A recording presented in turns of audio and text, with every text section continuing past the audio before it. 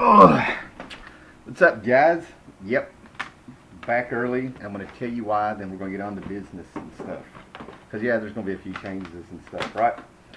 Life's got a funny way of balancing itself out, man. There really is, I don't know, karma or something, or balance or something like that. And we're going to get through this real quick, and I hope I don't miss anything, and and then we're going to get off to my haul today, right? I'm not going to waste any time here, right? I have been exposed with this thing. I've been doing this for 3 years, making videos, met great people, peers, like-minded people, uh, great guys that like have sent me stuff, and we've talked on the phone, and we sent and people that we sent each other stuff, and great conversations behind the scenes and on YouTube and stuff, and videos that connect to each other, that like somebody gets a topic or a tag or something, just all kinds of fun. Actually, I mean, have fun with this hobby and stuff, right? And it exposed me to one of the most vile, self-loathing people that I can't believe it. Okay, it snuck in there, and took the high road with this person and stuff like that. Things blew up, and what really bothered me was I'm sitting here just like, why is anybody listening to him? And that's what was disheartening. Nothing that was said about me and all this stuff. And it actually reached the point where word got back to me that he suggested somebody take legal action against me. And I'm just like, this is ridiculous. Ridiculous. It's not the threat of any of that stuff. It's just the fact that we're doing a YouTube channel. We talk about comics. This is not real life. I mean, to a certain point, this is entertainment. This is nostalgia and stuff like that. What you see here, you don't know the details of a person's life, man, but you still connect on things, right? And I was just like, who are these people out there that still listen to this guy? They don't know me. They don't know anything. Some people haven't even watched my videos. They didn't know who I was until he had to go out. And then that's when things started coming back in. I was like, I'm taking a break. I got to think about why I'm doing this. Is this worth it? This is getting ridiculous and stuff like that. And it's making a couple other people kind of unhappy, but it's a different thing, man. It's not like regular trolling. It's like an obsession or something. So that's where life kind of balanced itself out all of a sudden, man. I was just like, I'm just going to forget about YouTube for a week. Just a week. That's all. Just a week and stuff like that. And it was going to be no big deal. The job I have and stuff, there's some things going on this week, man. It's time to get back into routine now that summer's over and all this stuff like that. So I had plenty to do, no biggie. And then, no sweat, get back to what I was doing. That was it. That was it. I was just going to change a few things, which are still going to happen. And then things started happening. This is where balance comes in. It kind of reminded me what was really here. I put up on Facebook, I'm on hiatus, and there's a few people that chimed in there like, what about us, that aren't really active in the community, but we enjoy watching your videos and nostalgia and all that stuff. And I was just like, yeah, there's people out there that do that. And I was like, okay, that's cool. So I'm making somebody happy, I guess, or I'm so appreciative of people that just view things. I don't say anything because I don't know what to say. It's really, that's kind of cool. And then I talked to How Deep O2 and stuff like that. He called me on the phone and he let me vent. He brought up a few points, and then we just ended up talking about life and books and this and that and just regular talk for quite a while. And then my phone started dying. It was time to do a podcast and stuff like that. And then I did the podcast, and it was just wonderful. It was one of the best podcasts I've been a part of, man. It was just funny, and there's new people there, and yeah, it was just laid back. And then I saw Dowdy's, the Great Legend. Now, there's nothing on YouTube that makes me smile more than hearing "Coming at You Live." It's the Great Legend. And then he's upbeat, and he's positive, and it's just a fun show. And when the guy does shout outs, he that's where he gets kind of blunt, man. He tells you exactly how it is. He understands a lot of things. He actually listens. He's active with people behind the scenes, man. He has phone numbers to people and all this stuff. I mean, he's an authentic guy who's just positive and he's just got his shit together. That's all there is to it and stuff. And that makes you smile. And I could just name off other people. All that started coming back and stuff. And I forgot that one of the most vile, self-loathing, hateful people I've ever met, who I had no idea why people listened to them. It didn't matter. And I'm going to say something here. This is what I'm going to say. I got people, there's people on here who don't listen to that kind of crap, and they go by my track record or how I've treated them or whatever it is that goes through their head. And this is probably going to be the most arrogant thing I've ever said in my eyes, but, you know, I'm fucking Howlermouse. I don't answer to nobody. This is my channel, and it's a privilege to be here, you know? So that's the message and stuff, right? I feel like there's some people who, basically what came out of it, what I got is that it's kind of like, when I was talking to them, it's like they had a belief in me, and maybe it was time for me to believe in myself a little bit there and stop doubting this stuff and stop worrying why, you know, why do people get wrapped up in such stupid crap, okay? So basically what's going on here is like, it's just going to be a little bit more aggressive on my end. I'm looking at maybe privatizing a few things if, you know, I get weird PMs when the shit gets going, so if you're not a contact, we're not PMing you. And if you know, they ain't hiding for a number or nothing like that, but, you know, you start yelling ridiculous stuff like legal action and stuff and pettiness and studying YouTube all day and all this stuff and trying to pick apart things, I got no time for that, man. And the people who watch this channel don't either. Those are the ones that have stuck around, and those are the ones that have become my friends, you know. So that's great, man.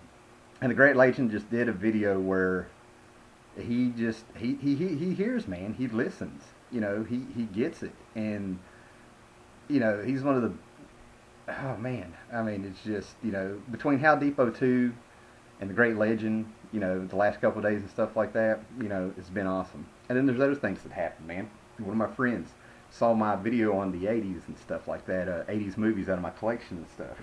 And this is what came out of that, man. They got me some movies. So now we're leading into the haul. Alright. Here's Ferris Bueller's Day Off. Back to that classic John Hughes 80's movies, which is just awesome. I saw this in the theater, and I remember seeing it in the theater, man. There's like 3 of us, and I don't remember what was playing in the other theater. The theater in the town I'm from had, you know, one theater in the mall, and they showed 2 movies at a time back then, right? And everybody was going to this other movie and stuff that came out. I'm like, no, man, we gotta go see Ferris Bueller. We were the only 3 people in there, and you could hear the other movie through the wall with the big booms and the big bomb, you know, everything that was going on. And you heard people laughing and stuff in there, and they were all just looking at me. I'm like, well, it's still a good movie, you know. So I always loved Ferris Bueller's Day Off, man. I mean, who wouldn't want to be Ferris? Save Ferris. Okay. Texas Chainsaw Massacre. 86 videotape made in 1986 of this 1974 horror classic. It is a classic, I'm sorry, but it's the movie where it's like it was really, so the things behind the scenes that they really did in this movie that was real, where it was all hot and nasty, and they really did cut a girl's finger just to get the scene over with because everybody was miserable and stuff like that. Woo, I got to take a shower when it's over with. I feel nasty, you know. And then they got The Killers. I've never seen this, but apparently it's a South African, wait a minute now. It's a military coup in the remote jungles of South Africa. So we'll see how this goes, man. I'm hoping I think it's going to be interesting, but it's The Killers. So that's 1988. And then the classic, okay? It was because of this movie and The Outsiders that Patrick Swayze could do no wrong. Red Dawn, all right, on VHS, man. And the people, you know, and the people was in to see Thomas Howell, Leah Thompson, Patrick Swayze. I'm pretty sure Charlie Sheen was in it. He's on the cover and stuff like that. I think Charlie and Patrick were brothers in this stuff. This is a classic. There was no need to remake this. This is just an awesome movie, so I was happy to see that.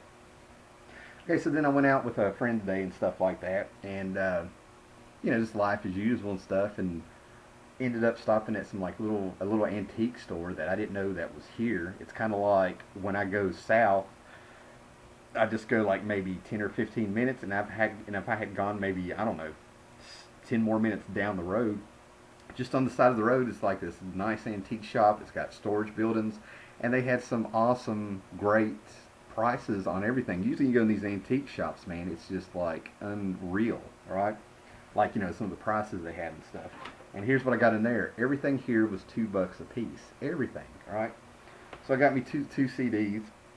I don't know if anybody's ever listened to Liz Phair, but I kind of missed the boat in the 90s when she came out. And the last, I don't know, 2 3 years, maybe 2009, I started picking up on her, man.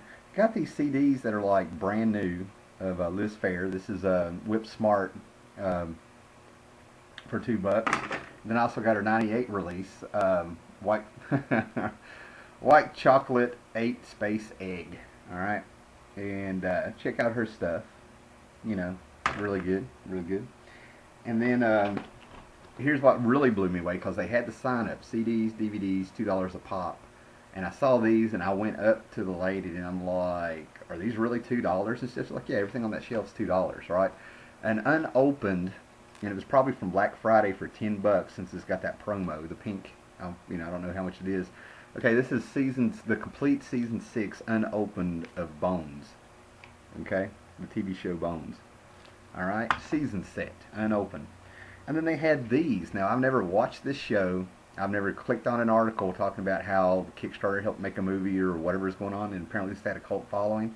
So I'm interested. Kurt Busiek on Facebook just posted he was watching it with his daughter or something and liked it and stuff. And it was Veronica Mars season 1. Okay, and these are like brand new. Okay, in the slipcase, they had the episode guide in it, and these discs have absolutely, well, I got my thumbprint on it now. These discs have absolutely nothing wrong with them. $2. You know, cannot believe it. So they're all like that, man. I've already went through them, man, in season 2 and season 3. And from what I understand, man, this is like I don't know, 15% Buffy Slayer, 50% Nancy Drew, and then 50% I don't know, Humphrey Bogart, Maltese Falcon kind of feel to it, Philip Harlow kind of feel or something, man. So, you know, we'll check it out, see if it's good. I've got all the sets and stuff. And my friend actually paid for those. She got a whole bunch of stuff, and I had them on the counter waiting, and while I was talking to the other guy that worked there, she went ahead and got them. So, that's what I'm saying, man. Life has a way of balancing itself out. Then we went to Walmart, and for $5 a piece, I've been waiting on this movie forever, you know, trying to find it. I mean, not, you know, at a decent price. That's a different, man. And finally, they just came out with just the movie, no big special feature stuff, because I don't care. This is A Clockwork Orange, one of my favorite movies of all time. Might have to do a '70s movie thing, and a movie which cracked me up. I went and watched the second one. I saw this movie by accident. I don't even know how I saw it. I didn't see it in the theater. I think I probably saw it like on Justin.tv or something. I don't know, man. But it was red. Maybe I got it out of a red box. That's coincidental. So, and this is based on a Warren Ellis comic book, and red stands for Retired Extremely Dangerous. And Bruce Willis was a killer, and Morgan Freeman's in it. He was a killer. John Malkovich plays just an awesome kind of spy who did the LSD experiments back in the day and all this stuff. And just a great movie, funny, great. I mean, it's just fun, just a fun movie. All right, so then we go to Goodwill. And everybody knows, if you've been watching my videos, I'm trying to get the rest of the Walt Disney on clamshell VHS, you know. And usually these things are sometimes $1, and then if they know they're Disney at some Goodwills and stuff around here, they jack it up to like $1.95, and yeah, I don't know. I'm just going to leave it there. I'm not sure. These were 75 cents a piece. All right. So now we have 101 Dalmatians. We have Melody Time. We have Fun and Fancy Free. And then we have The Voyage of Sinbad. All right. I about fell down when I found this one, man. Even if it's on VHS. This is a 1955 movie with the great Ray Harryhausen, who did the stop motion movement of the monsters and stuff like that. Meticulous. He did all the special effects in this, and it's just so cool to find this, man. It's part of the Columbia TriStar Family Collection, which is just so cool, man. And the thing looks awesome. I don't think it was really rented that much because it was an older movie and stuff. But this is just awesome, man. This is like my second or third Harryhausen movie that I have in the collection. I think the other one's on DVD, Jason the Argonauts, and I gotta look around. Seems like I have another one, but just love this stuff. This stuff's just fun. And everybody knows some of the scenes from these movies, and they don't know it's a Harryhausen movie. You know, Jason the Argonauts, everybody knows about the skeleton sword fights and stuff. Everybody knows about Release the Kraken and Clash of the Titans. You know, you guys made a mark. So then the money that I spent today, and I'm going to put these on eBay. I mean, I'll make my money back, I'm sure. You know, just a little patience and stuff. But I saw these in an antique shop. We hit another one on the side of the road. But I found for basically a steal the $6 million man lunchbox.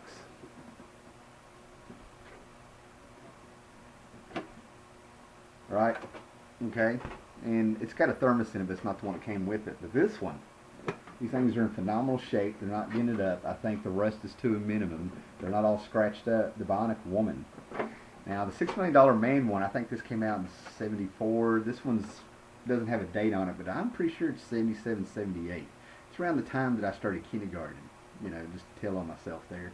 And I remember these coming out. I was a Lunchbox junkie there. You know, every year got a new Lunchbox. Right? And this one comes with the thermos. You know, intact. No scratches on it. No fading or anything like that.